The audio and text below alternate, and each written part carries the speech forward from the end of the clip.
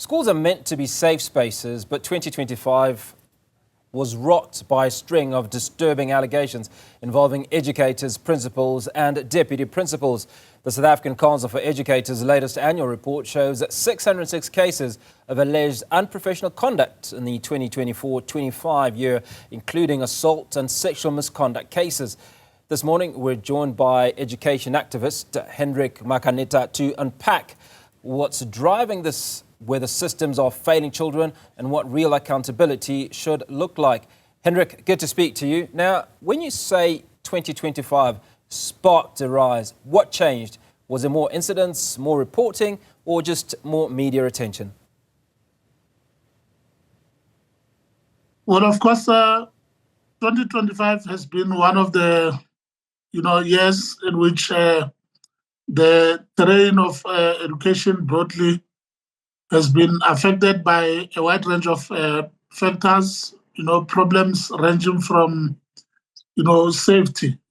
School safety was a major cause for concern.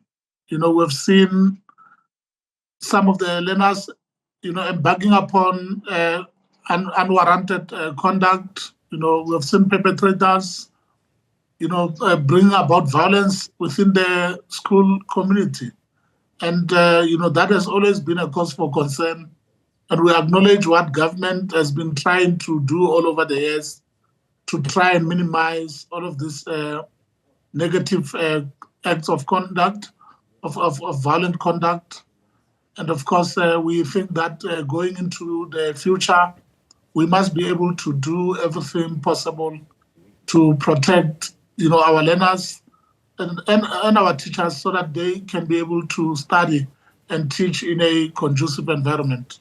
So when you talk about doing everything possible to protect the learners, what is everything possible? I mean, what does that sentence look like to you? We are really concerned that we have lost lives within our schools. We're also concerned about bullying tendencies. And we think that the Minister of Basic Education should come on board to ensure that she monitors compliance with a wide range of policies that are there in schools. I mean, if you look at the anti-bullying policies, these are policies that should be implemented. We want the perpetrators to be taken on head-on. We know that every child has got the right to education, but we think that in the main, we must be able to protect the victims from any acts of bullying or whether it's cyberbullying or any kind of act, that creates problems for victims. Victims should be prioritized. We know there is no dustbin for a human being, but we must do all of these things. I think of importance is to introduce or to ensure that every school has got SBST, the so-called school-based support team, which consists of not only educators, but also professionals such as education or educational psychologists who can be able to deal with some of these issues that teachers may not be able to see. But how do we deal with the teachers themselves?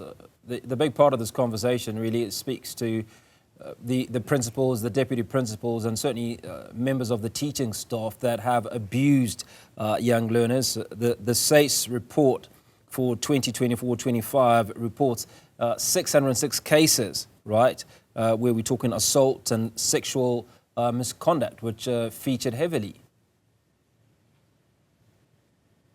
The issue of sexual harassment or sexual assault of learners, mainly by teachers, is a real issue.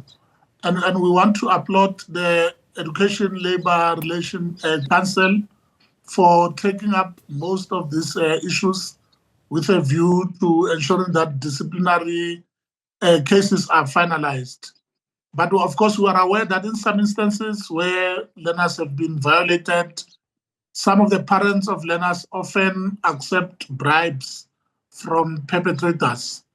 And I think this is something that the ELRC should be able to deal with. But of importance, of course, is that the South African Council for Educators should be able to vet every teacher regularly. The fact that teachers are vetted only once in a while, only when they come into the system, I think that is not enough, because you often find that there may be some cracks, in the system from time to time. Yes, it is important for every educator to submit a police clearance certificate before they can stand in front of learners. But I think that ongoing checks, should be undertaken, not only by the South African Council for Educators, but also by the schools. School management authorities should be able to do that from time to time. So, Hendrick, that'll deal very well with the repeat offenders, right? If periodically the schools or the education boards and so on are doing some analysis or some checks of these individuals. But what about first-time offenders? I mean, it's one thing for us to sit here and put across all sorts of criticisms, right, at what's happening in the schools and the fact that there are these perpetrators who are entrusted with looking after our children. But how do we deal with that? How do we weed these individuals out?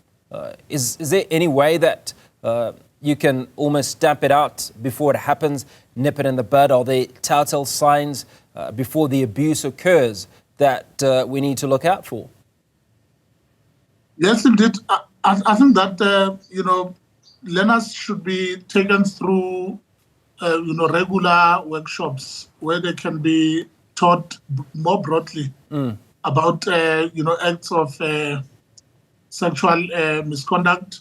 Because at times, these perpetrators, of course, happen to be trusted adults, and so it might not always be easy to detect them. But we need to engage with victims or even those who are not yet victims to ensure that we teach them thoroughly about what is it that they should look out for whenever they have to spot any act of sexual misconduct, done by the teacher against the learner.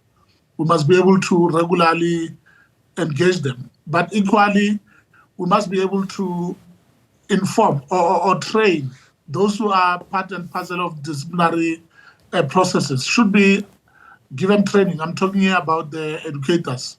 We have got people who are highly qualified in legal matters, be it attorneys. They can just be brought on board as well, so that they can be able to train our teachers, not only about the sexual misconduct, but generally about education law. I know that most of our teachers, some of them, do these modules once at university, but we need ongoing support, coming from legal experts, so that they can be able to take through, especially young teachers, because in most cases, some of these young teachers, if you look at the stats, are the ones who are in most cases implicated in some of these acts of wrongdoing. All right, finally, just to find out, why do learners still struggle to report safely? If a child reports today, what should happen in the first 24 hours? If a child reports, the principal or the school management team should be able to deal with the matter immediately. As soon as it is reported. Of course, the first point of contact should be the parent. Remember that nothing much can be achieved without the cooperation of the parent. And I think that parents as well should be given the necessary, should be empowered as well in order to deal with some of these tendencies that often arise. I've already spoken about parents who take bribe, often find that, even if a matter is in court, the child or the parent that do not come to court. That is an obstruction of justice, because if parents cannot cooperate with law enforcement authorities, then it means that justice will never be served.